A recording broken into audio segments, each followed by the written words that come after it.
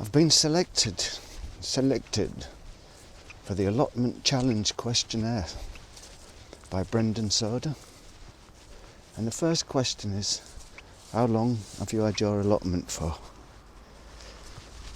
Well, I haven't really got an allotment, but got a garden. And it was kind of an allotment. You see the view there. When we moved into this village, we had rented apartment, and we saw this piece of land here. It was an old orchard, kind of an allotment, and it was all overgrown and unused. There was old tractors up at the top there, and we inquired to see if that piece of land was for sale, and at first it wasn't for sale, and then it was too expensive. Then we just waited, and then the people who owned the land went down in price, and so we were able to buy this piece of land. And there's the kids doing the first shovel, putting the spade in for the first, taking out the first sod. And so we started from zero really, and were able to build up the garden completely.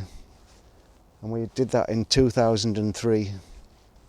Started off building the house and making the garden.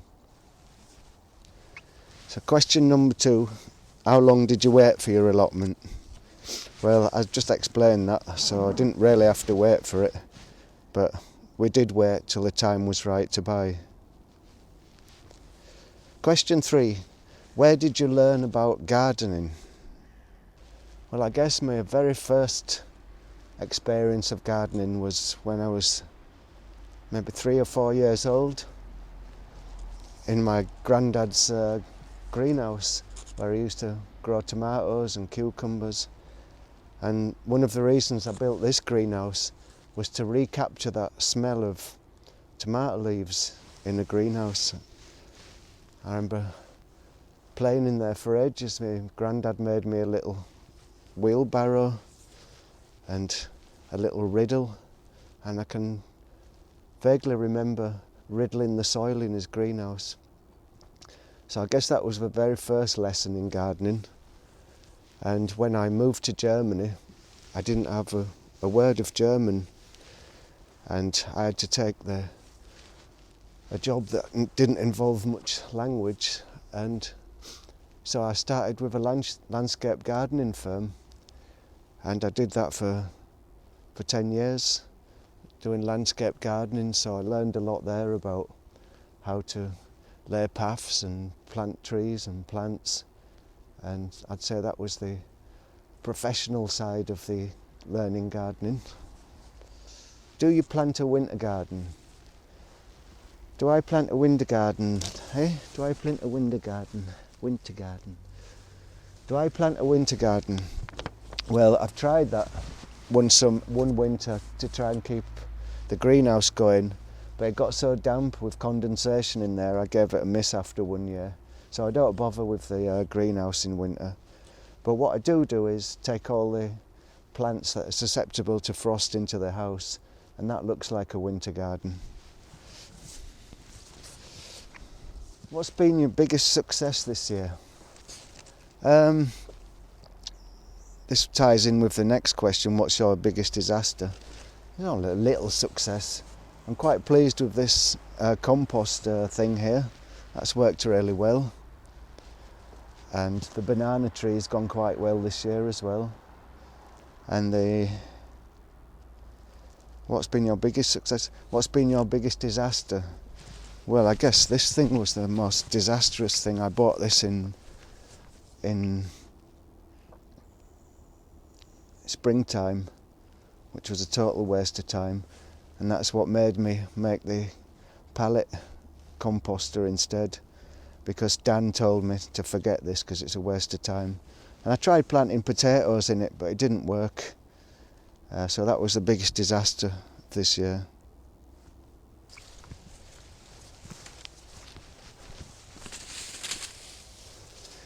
Come here, Looney. Ziggy. Do you have a tried and tested crop variety that you grow every year? Well, every year I grow Japanese cucumbers and Japanese peppers. and I use them every year because I think the seeds are getting used to acclimatised from around here, so I collect the seeds and plant them every year, and they always go well, apart from this year, which I planted the wrong seeds, so I got lots and lots of chilies rather than green peppers. Are you planning trying anything new this year? Well, perhaps I've got to make a new decking, new terrace. I might do that in springtime. Plant-wise, we'll see how this banana tree grows up this year. So that's really, I haven't really thought about the new year yet. I've get Christmas and birthdays and New Year over and done with, and then start to think about the new year. Not really a far ahead planner. How do you preserve your crops? Well, I've got no freezer, so I don't freeze stuff. And I've tried canning tomatoes. Then I got paranoid that I was going to get botulism from it after reading a Steinbeck story. So I stopped canning tomatoes. I've made loads of jam. I've put fruit in alcohol. And this year, because I've mistakenly planted chilies, I've made some chili sauce. As you can see there, it's picking up. And I'm going to leave that for at least 1 or 2 years to season. So that's the only preserving I've done this year, is some chili and blackcurrant jam. I always make blackcurrant jam because that's always a success. What is your favourite meal to cook with your veg? Well, I like to just do a real fresh plate of fried up courgettes and peppers and tomatoes with a real simple spaghetti sauce.